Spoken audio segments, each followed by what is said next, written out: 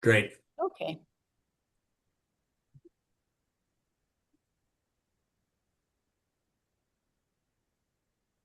Hi, Michael.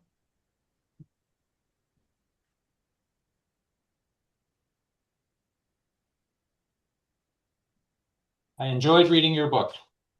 Oh, you did already. Oh, thank you so much. Can Oh, yeah. wait to hear your comments then. Okay.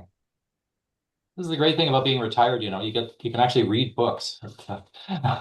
Yeah, no. So it sounds like you are enjoying your time. It's all good. Yes. Beautiful. Good to hear. Well, welcome everyone. We'll give a minute or two for everyone to come in from the waiting room, but it's great to see some of the faces and all those names. We get great turnout. This is our first workshop of 2026. So not quite a happy new year. We'll call it a happy new February. I'm a little late to that, but I'm glad you all could join. We've got a great lineup this semester. And we're especially lucky to have things kicking off with Professor Redaelli from, well, normally I would say University of Oregon, but apparently she's coming in from Rome right now. So we'll get her right before dinner, and we're going to enjoy having the talk from her. Look at this. It looks like Sarah Conrath has a whole classroom logging in. So I'm going to wave. This is great. So wonderful turnout, and you don't need to listen to me anymore. I'll let Eleonora take it away, and we will save the second half as usual for conversations and questions with the speaker. But as questions come up, feel free to put them in the chat, and we will get to all of them. So take it away, please. Great. Well, thank you, Doug. And I want to thank the O'Neill Center for Cultural Affairs to have me here today, and Doug, and Joanna, and Becca for their work, for bringing me in. And thank you, everybody, for joining in. So, yes, I'm joining in. Whoa, I see the classroom. Hi, everybody. I hear also some other, I don't know if you hear some. Okay. No, it's all great. Yes, I'm joining in from my noisy apartment in Rome, so hopefully the neighbors are going to be okay right now. So, because I'm serving as the Dean of Faculty for IES Abroad, which is a foundation that brings American students abroad for this year. And at the same time, also keep thinking about what's happening in the US and getting a perspective from being also far away. So I'm delighted to have the opportunity to present my book that is called Invisible Cultural Policy in America, How Public Administration Shapes Culture. I want to start giving already the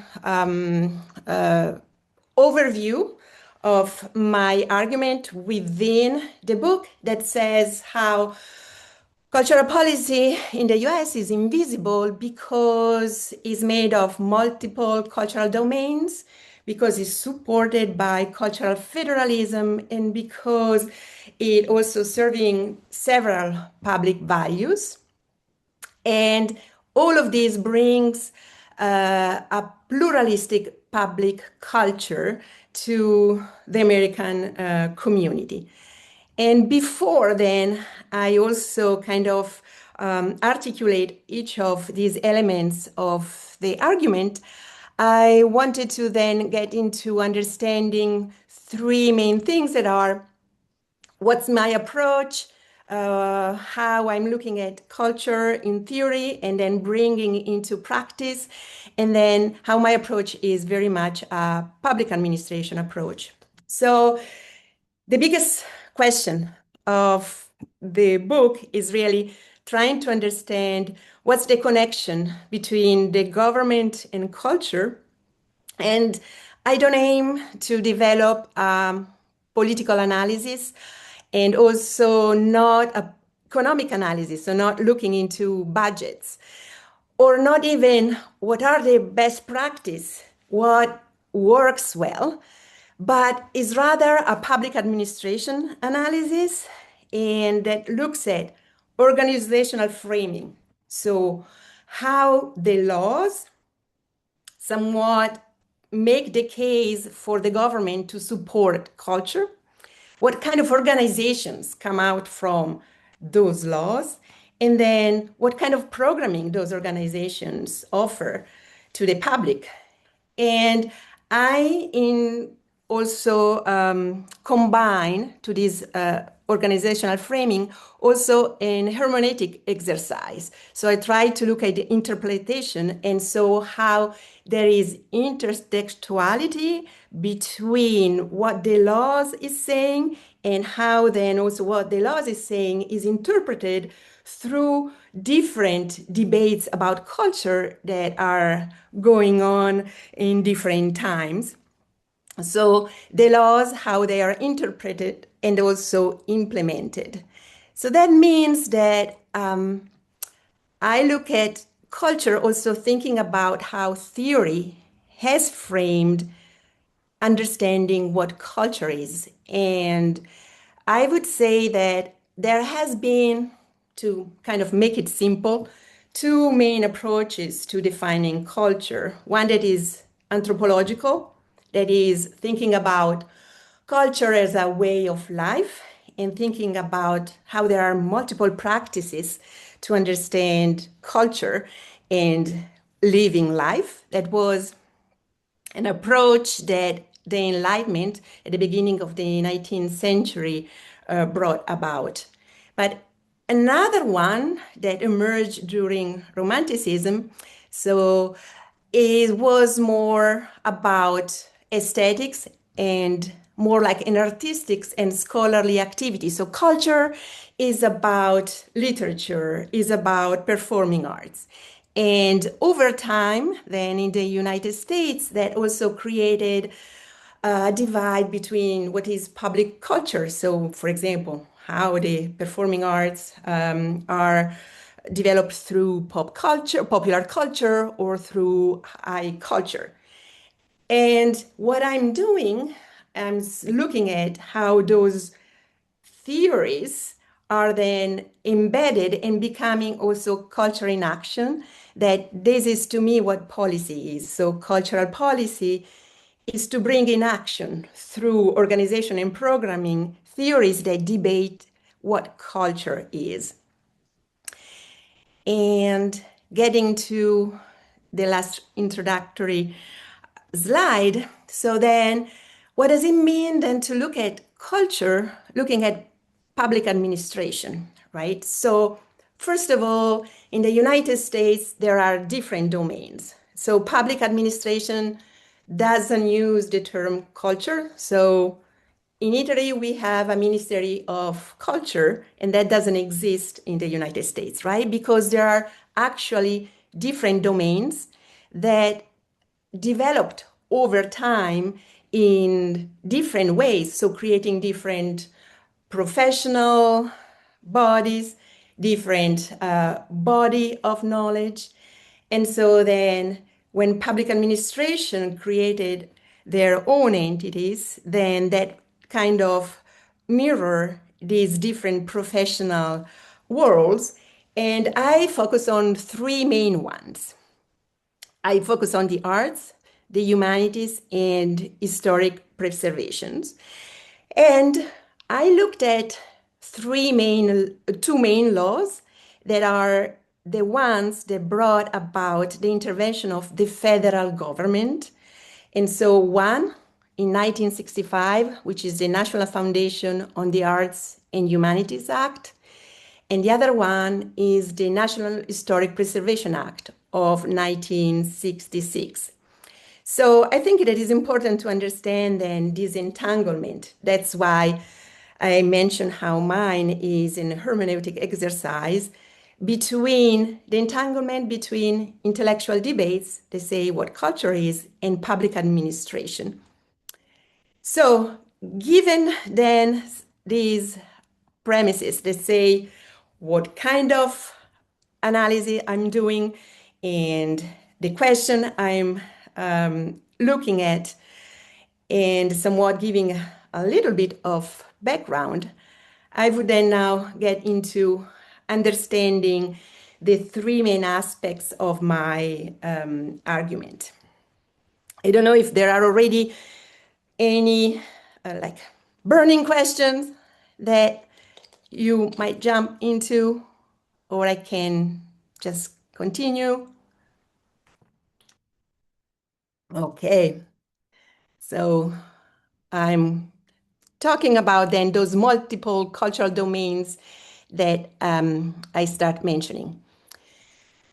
So I'm now referring to the laws. So the Arts and Humanities Act defines what the arts are and what the humanities are. So for the arts, they include performance, visual, media, and design practices, and then also creative and traditional folk art. But then also, that was then amended in the 90s. They added also the arts applied to the human environment. So bringing an approach to art that is also not just like using formal training, but then also looking at landscapes. The humanities. And the humanities are language, history, philosophy, ethics. This is how the law actually defines them, right? So they emphasize humanistic scholarship and methods, and the idea that the humanities are a reflection on heritage and tradition in national life. While then the Preservation Act defines historic preservation as identification and documentation of heritage. So the emphasis is very much on the action, so on the operation of doing historic preservation, protection, management, conservation, but also education and training. So historic preservation are all those operations around heritage.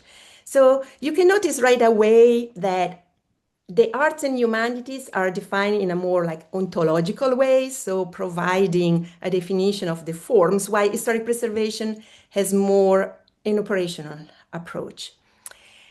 And one other thing that I think is important, or anyway always comes up for me, especially when I teach this in the class, there is always a lot of confusion between what are the arts, what are the humanities.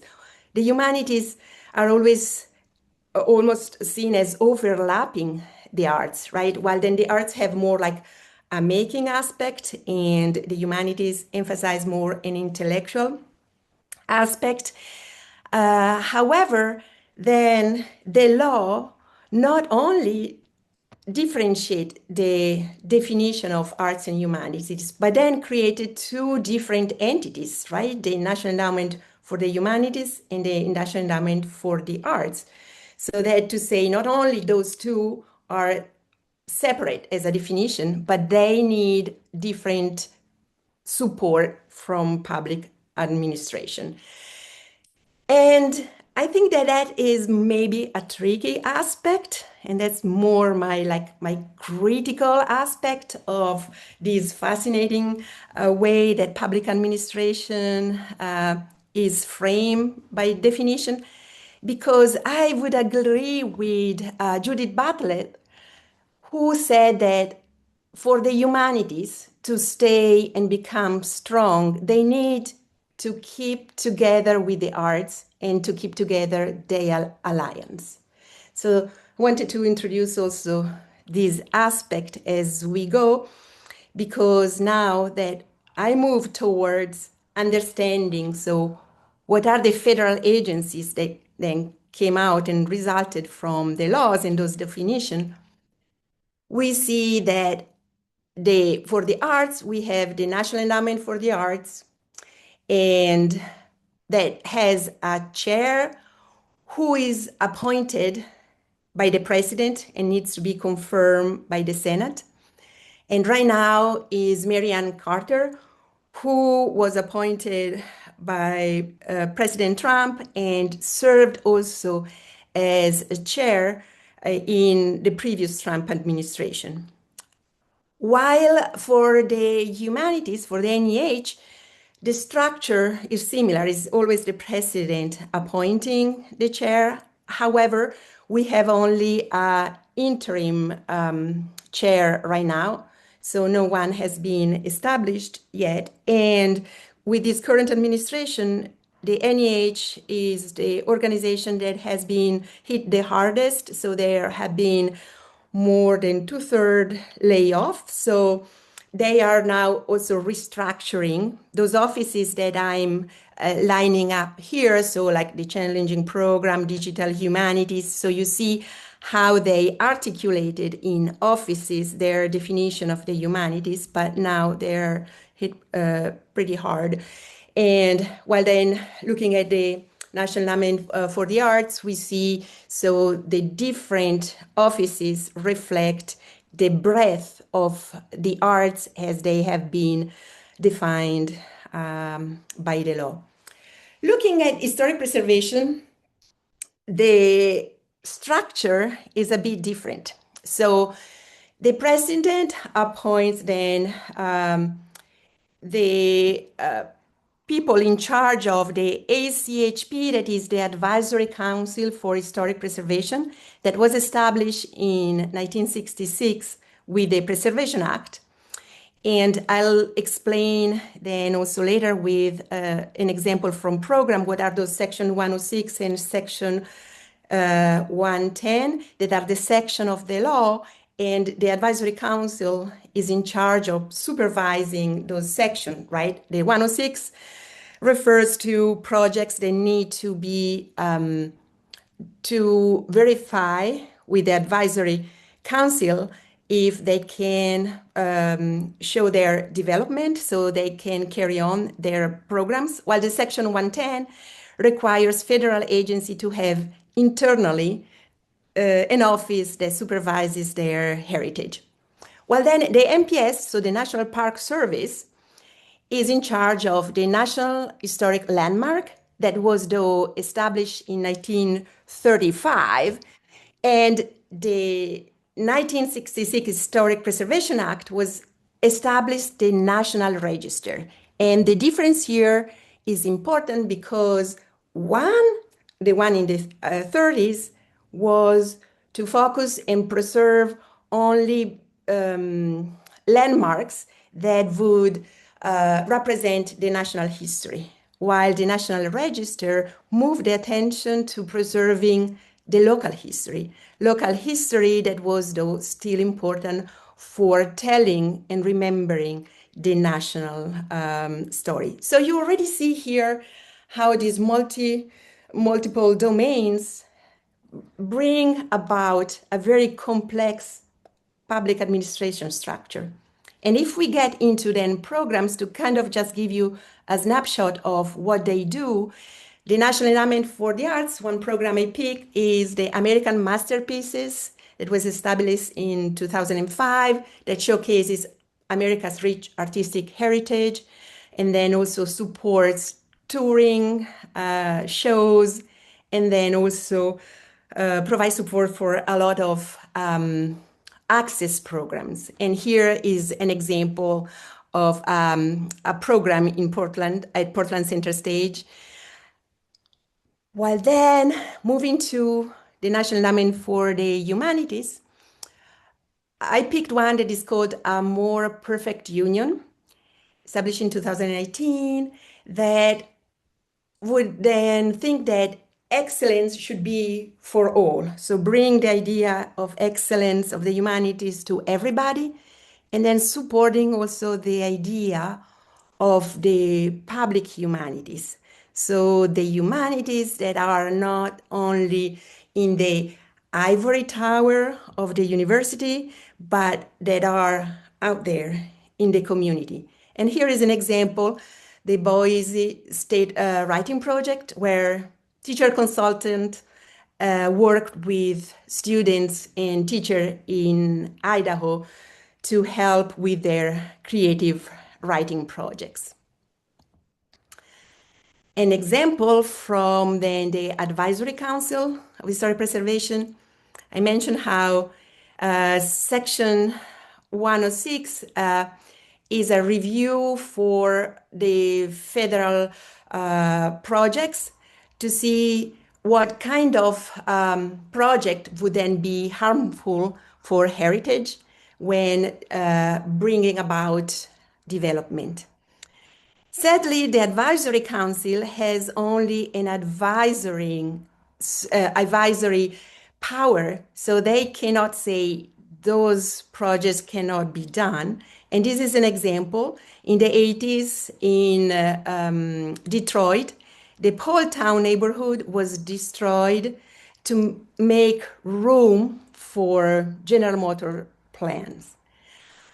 So those three programs give us an example of then how all these three agencies are carrying out this idea of arts, humanities, and historic preservation.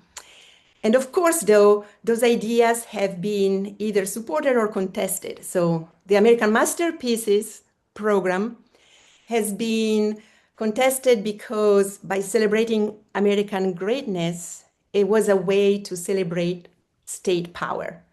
But on the other hand, also it was celebrated because scholars would say that this program empowered artists to break away from a European influence and define better what being an American means. And for the NEH, the debate has been since the very beginning, and Berman was one of the first chair of the NEH. He would be a big proponent of bringing excellence to communities. And he didn't want to confuse the humanities with humanitarianism. So humanities was about excellence, was about bringing, for example, Shakespeare to people. While Senator Pell, who was one of the promoters of the Arts and Humanities Act, he would say, no, we need the humanities to help people who didn't have a college degree to then find their own soul of a poet. For example, a shoemaker that works and wants to be a poet. So funding and programs should go and help that. So that's a very much a big tension that I think had always accompanied programs at the NEH.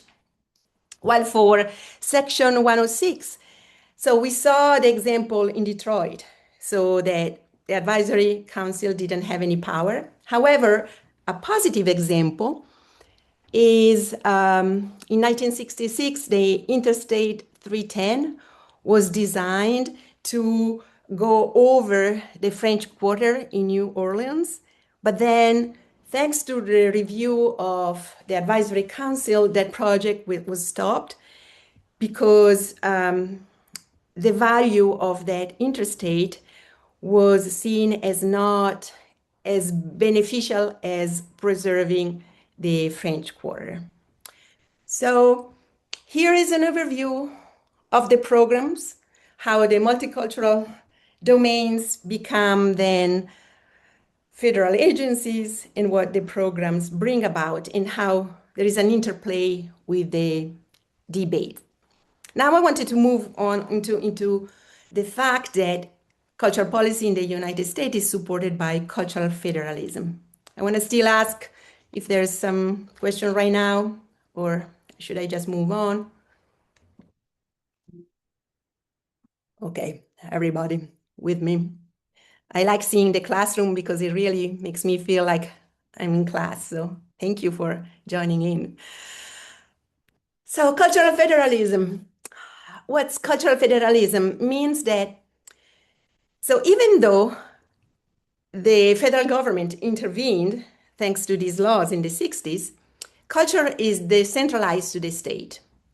So what is then the federal government doing? The federal government ensures that all the people everywhere in each state has equal opportunities. So not only people, let's say in New York or LA, to say that, of course, there's a lot of arts there, for example, but everywhere. And then also to facilitate state variation, because what is historic preservation in a state is not the same as in other states.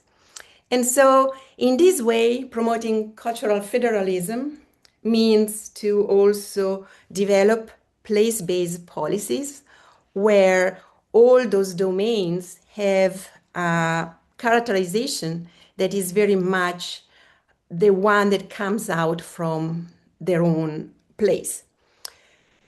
So in the book, then, to show this variation, then I looked at 4 states: Oregon, Minnesota, Maryland, and New Mexico, because I wanted to kind of just have a little taste of how there's a differences within different states, and that cultural federalism has taken different paths in different states.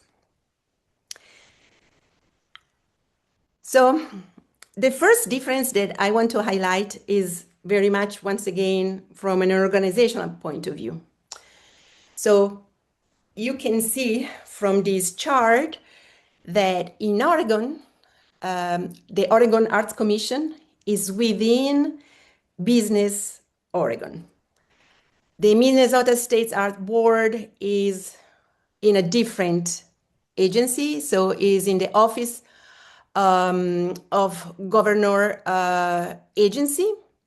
While then you can see how in Minnesota is also in a totally different organization in the Department of Commerce, and has different structure within it as well.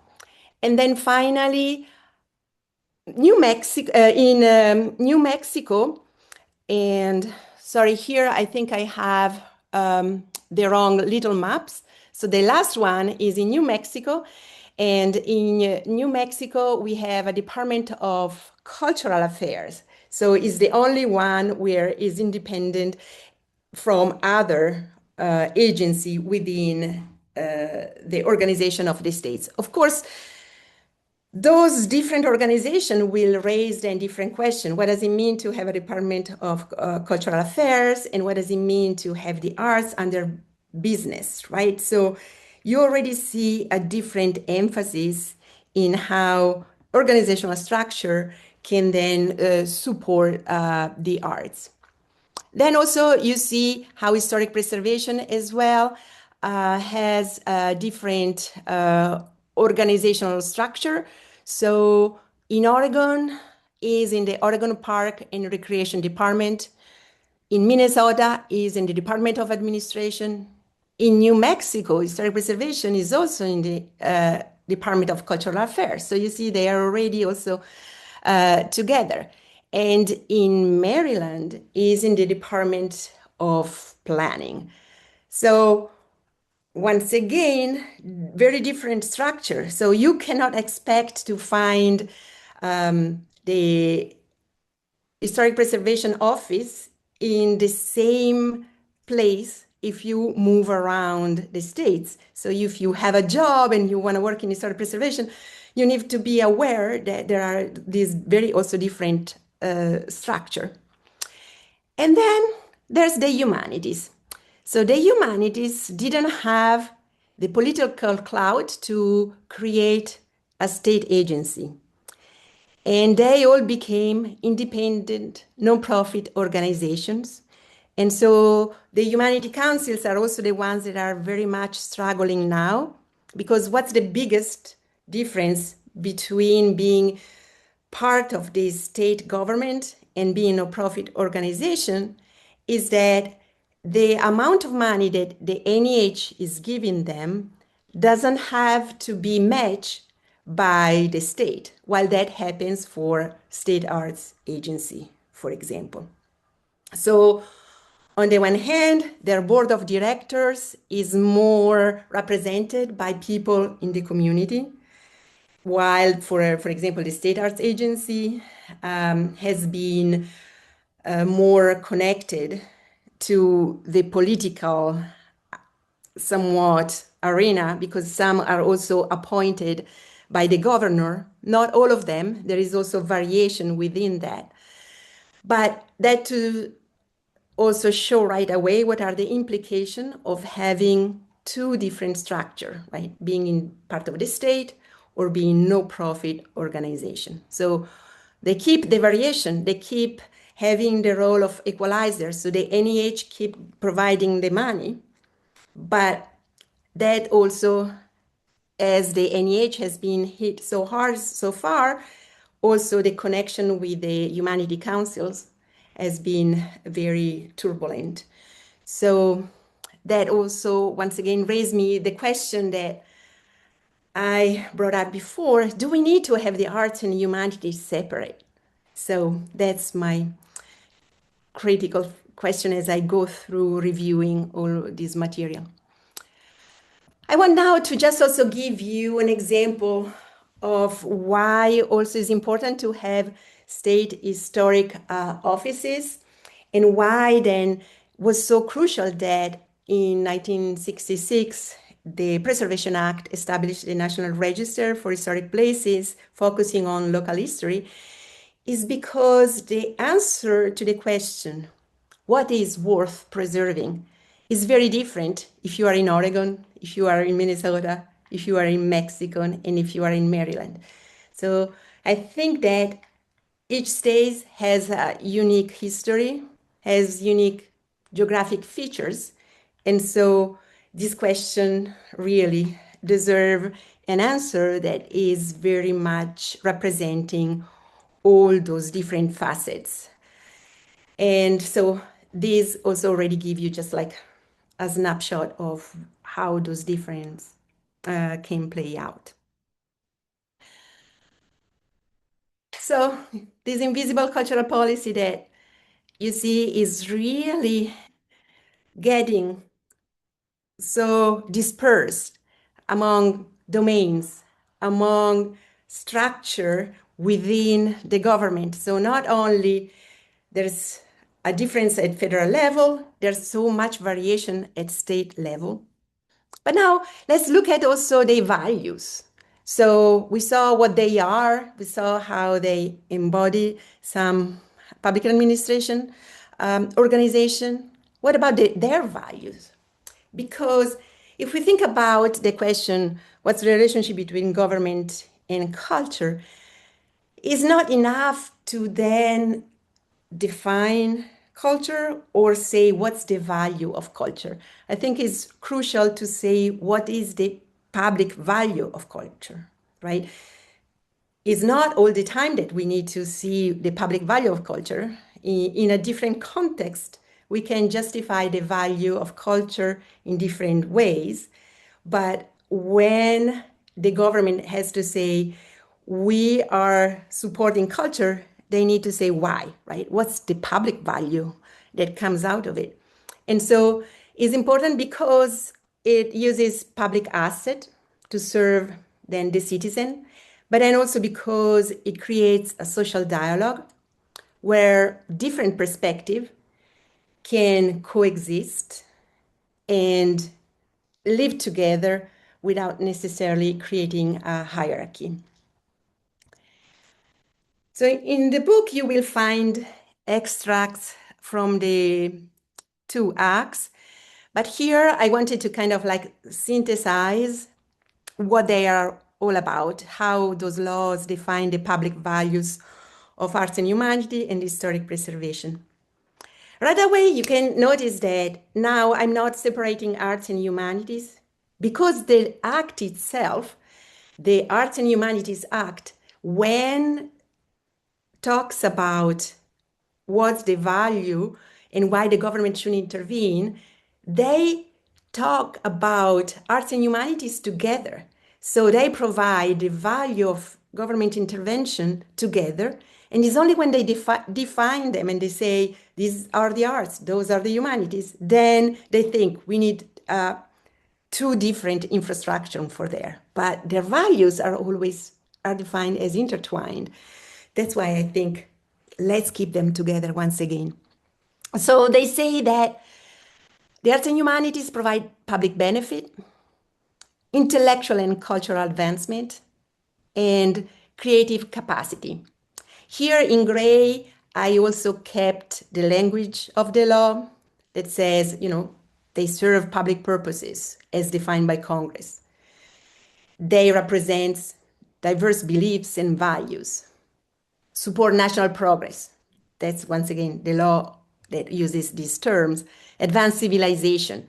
So the law would say to advance civilization, we don't only need scientific scholarship, but also we need to enable our citizens to not be slave of way of thinking, but give them that freedom of being able to be critical thinkers.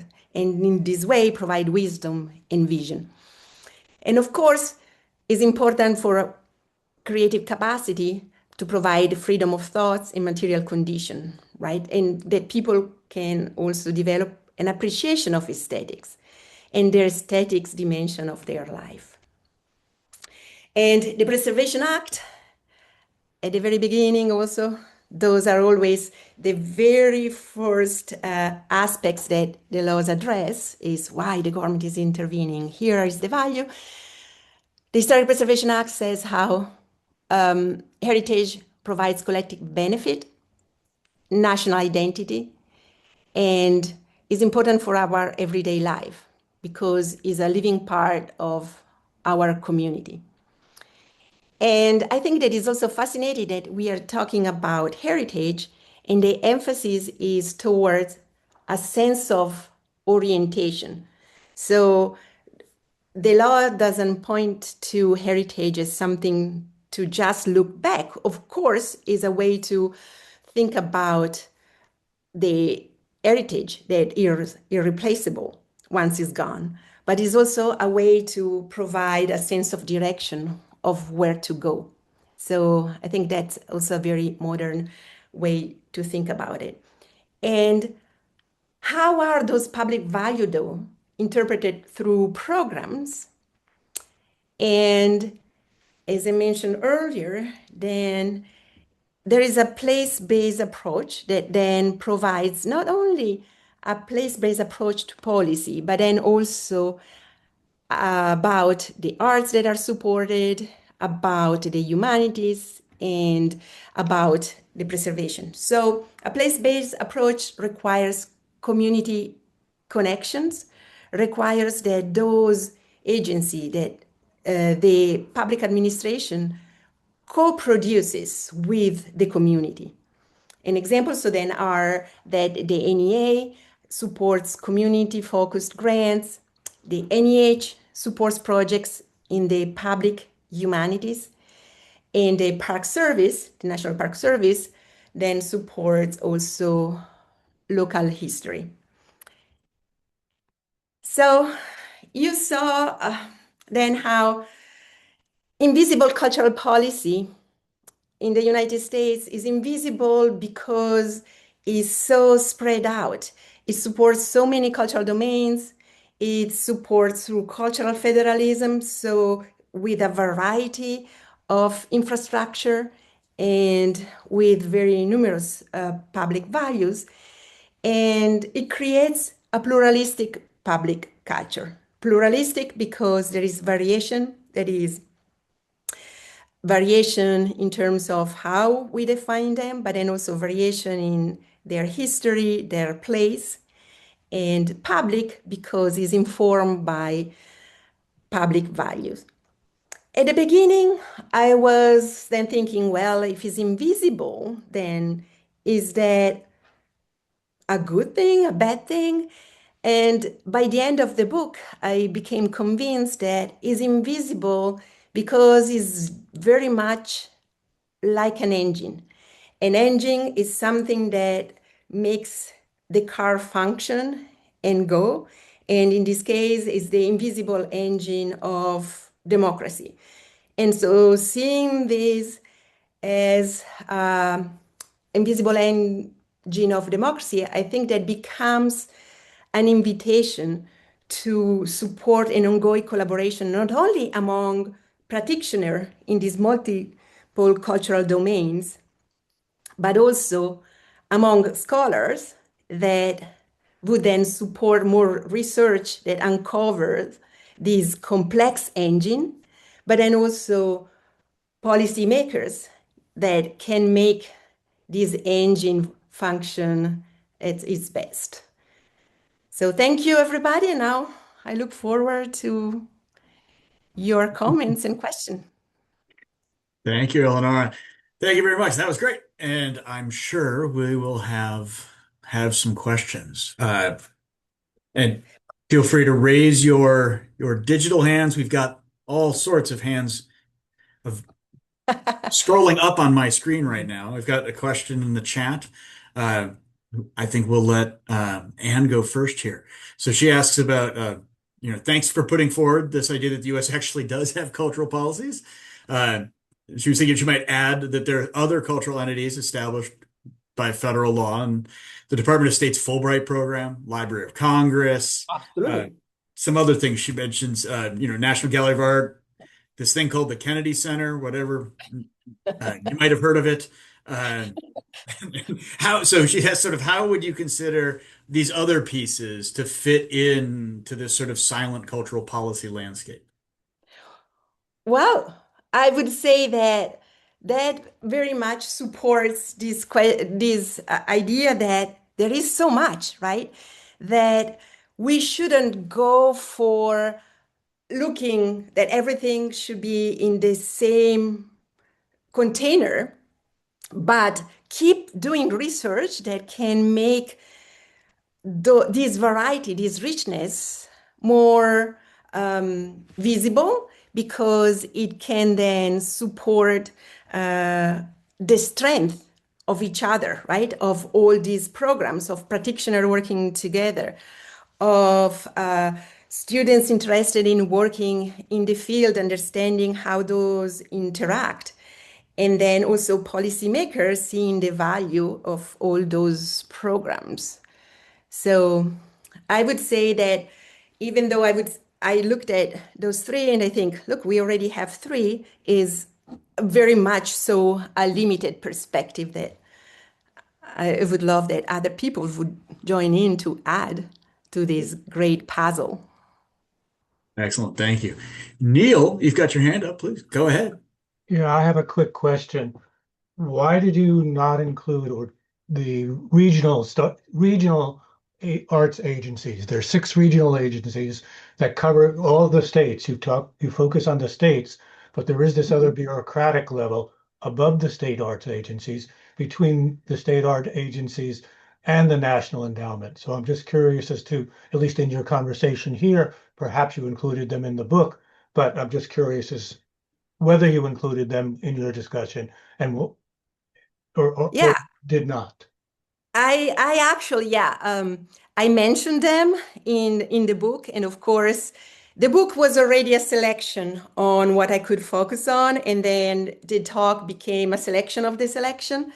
And so I think that even your observation, just kind of like an observation, says how much there is out there, right? So very much, once again, supporting how government and culture in the United States is very much a pluralistic public culture, that there is so much that we constantly look at how, you see, already 2 interventions were about how much I left out, right? And so I would say that this also is going to support how there is so much out there. And once again, scholars should make those visible and help practitioners then see all of this and make them stronger in how then they interact. Thank you. I have just a quick reaction, especially at the end of the presentation, where Yes. you seem to say this invisible cultural policy, and maybe that's a good thing. It's sort of the engine. I joke about the Kennedy Center, but that's not invisible, right? Mhm. So, in light of recent events and sort of federal arts and cultural policy uh, of late, but arguably to some people, it's not a recent phenomenon. How invisible is this cultural policy, and how good is it that it becomes more visible? Or how bad is it? What do you think? Well, if we focus on the Kennedy Center, we focus on an organization that is very much national, very much then serving a very specific area of the country. What about Nebraska? What about Arkansas, right? So then for me is more seeing how the federal government has done so much to bring everybody wherever they are located, right? And so of course the Kennedy Center is not invisible, right? It's very much on the national scene, on the international scene as well. But and it's important also to see what that says, what reflects.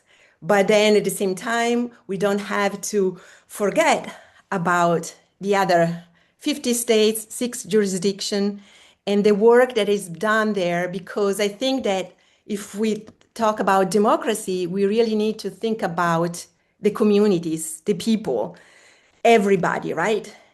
Someone who cannot afford to go to DC, to the Kennedy Center, who has never been there, right? So then how do we explain what can be done for all of them?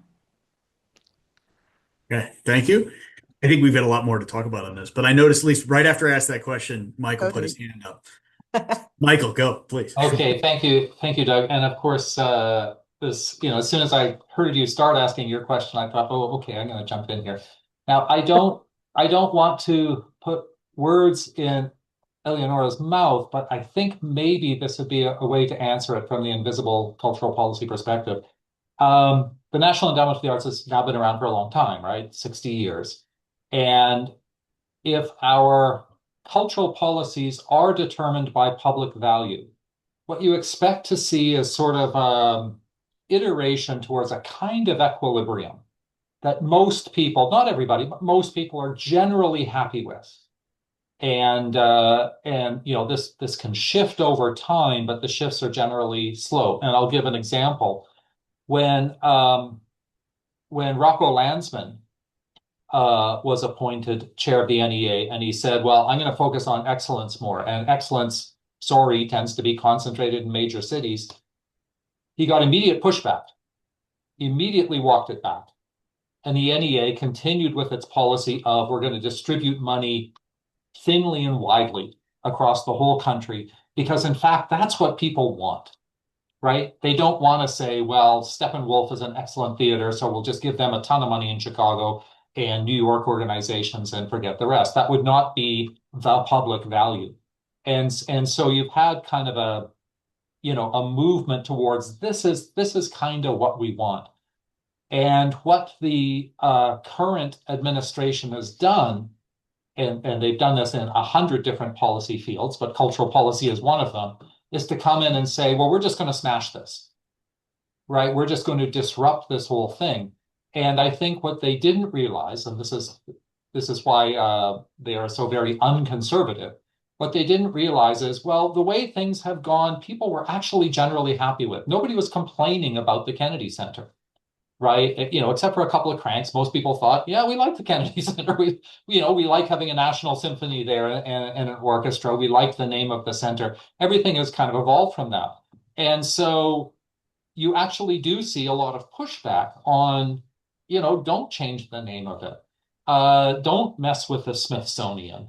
We don't like what you're doing to the NEA from conservatives as well as progressives, because it had evolved into this kind of understanding, an implicit understanding of this is what the public actually wants from these institutions. And it's evolved that way. So leave it alone. And it hasn't done it through explicit policy papers. This is why it's invisible. There's no white paper to turn to and say, here's America's cultural policy. It's just sort of evolved that way. So that's a long way of saying, have I got that right? Is that sort of a way of thinking about it? Yeah, and so building on what Michael just said, so we see how then once again the Kennedy Center is in the news, But at the same time, what about the humanity councils? The humanity councils that brought such great programs. I see, for example, the Oregon Humanities really bringing great programs throughout Oregon. No one is talking about, oh, they are in financial trouble. So, and they have done so much throughout the country, right? So that is the sense that brings to invisible. So then we don't want to shut down the conversation about the Kennedy Center, but at the same time, maybe use that to see also what is really the problem. Thank you. Now we've got a bunch of great comments in the chat, which we don't have time to get to them. I'll make sure you get to see them, but I want to Oh, ping a thank you. couple of them. And part of this, I know you're in Rome, but in America, we just finished our Super Bowl, which is the most important event on the planet for all cultures. Must subscribe. And Mel makes this interesting point about some things that come to light about this other not invisible thing and the cultural event that is not the sport part, but the halftime show and the musical piece there, and how there may be some negative value to notions of shared culture. So he wanted to ask sort of how you would treat what I think is an interesting and potentially modern phenomenon of how we're relating to a lot of multiculturalism in the US, where it's not necessarily benign or neutral to other cultures. It is more antagonistic and negative.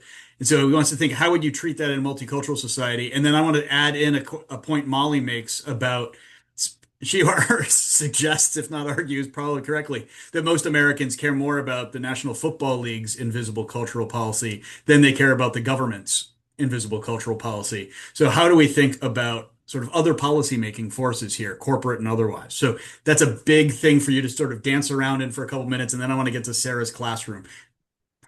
Thoughts? Yeah, no, I wish I had that big power to, provide those answers. So, and once again, that's why I focus so much on emphasizing that when government intervenes, then is because of public value. But to then delimit what culture is also supported by the government. And that means that there's so much else out there, right? And so there are so many other factors, so many other ways to really support culture and to get into the attention of people. But once again, the question remains also who can't then afford either to go to the Super Bowl, or if people stay just in front of TV watching the Super Bowl, who brings them together as community, right? So once again, is emphasizing how government intervention does this thing that is vital for democracy that other elements maybe or other actors, even those support, those culture Bad Bunnies, everybody is watching and singing along and, if not at the Super Bowl in front of the TV, but then how do we bring people together as a community for a healthy democracy? And that's what government maybe is focusing on. Thank you. That was well done. Sarah, is it too late? Can we get your class? I know you got the mic that works there. Do you have a question to come in? Can you hear us? Yep. Yes. Okay, we have a student here who's going to ask you a question. Working backwards from in the invisible cultural policy, working backwards from public values all the way back through cultural federalism and then to multiple cultural domains. So Michael was mentioning earlier about what the people actually want, and I'm going all the way back to the cultural domains. I know that our government is trying to tell its story because art is so big in all these countries. So if the government says they speak for the people and they understand what story that our whole society is trying to tell, our whole country is trying to tell, what story would the government say that they're trying to portray to the whole entire world by how they create these this invisible cultural policy? That's really such a cool question. Thank you. So I think that the government, by creating this infrastructure of cultural federalism, it really provided a way to let people answer this question. So the government is not answering the question, what stories, or telling you the story that should be supported, but creating this infrastructure through cultural federalism. They create place-based policy and place-based programs. So it would be the people of Oregon, the people of Indiana answering this question. This is what heritage is for us. This is the arts that we want, right? Because that's what bringing the programs and making sure that all around the country there is an infrastructure that supports that is a way to provide voice to the people. True, it's a paradox that is for the people at the same time is invisible to people. That's why I like the metaphor of the engine, that you don't see it, but is what makes your car go and take you where you need to be. Thank you. That was awesome, even if we had technical difficulties. It's great. Thank you for asking that question to the Yeah, student, thank to that class. That's cool. Okay, well, we've got time, I think, for one more here at least. And so I Understand think you. there's a question from Munyame, if I hopefully didn't mispronounce your name too badly there. Sorry. But they're asking about public policy structures, when public policy structures art and culture in a specific framework. And you can see that whenever you look at like state arts agencies, they're all located in one of like 6 different types of state level governments, whether it's in commerce and tourism or in economic development or in an arts or in an education, a couple there. So this idea is if we start structuring arts and culture organizationally in government within a particular position, and the Oregon case is in an economic pillar, they're asking if that framing influences how society then perceives and values art, and essentially this really just gets at a bigger question about defining art primarily in economic terms, reshape cultural identity or public engagement with culture. For sure, that is an example of the interplay between the law and then the interpretation of the law. So if the law says the arts are beneficial for our community, so it arrived to Oregon, it says, well, it's beneficial because it provides economic improvement, economic development. So we think that in order for us to see the benefit, it has to be within the business program, right? And so while then New Mexico would say, no, we need a cultural affair organization that groups all of them, museums, the arts, historic preservation. And so it allows each state to answer once again the question of what's important and provide their own interpretation of how they are beneficial for their community. Wonderful. And Please. yeah, no, and that's why. So my analysis is using public administration, right? And so it wasn't political, it wasn't economic, but at the same time, I hope that in this way, it allows to see how it's important also to look at those aspects. So that is important to see, well, okay, they said the arts are important, but how are they implementing an infrastructure that supports them? It's already providing value and interpretation. Yeah, I think that's also a really nice point to end on. This sort of lens is from a public administration lens. And I've got voices in my head about cultural policy involving things like IP policy and, regulating monopolies, but that's not necessarily the public administration lens for it. That would be a different lens. And so when you look Right. at how we actually implement it, who's on the ground doing these things on a daily basis, this is what you're talking about. And I think it's great. So thank you, Eleonora. And I see we're at time. It's 1:00. So she gets to go have dinner. I get to say thank you to everybody. We should see you in 2 weeks. Make sure you've looked at and marked on your calendar for the upcoming workshop series schedule. We've got a great sort of all-star lineup for this spring, which we started off strong, and there's only one exception, one weak spot, but all the rest of the ones this semester are going to be great. So I hope you guys are back every couple weeks for more of the same kind of conversations. I get to meet next week Jennifer Wiggins-Lindahl from Kent State, who's got some work in the nonprofit sector that I'm sure we're going to get to hear about. So I'm excited about that, and I'll see you all in a couple of weeks. Thanks for coming. Thank Thank you, you, everybody. everyone. That was great. Thank you.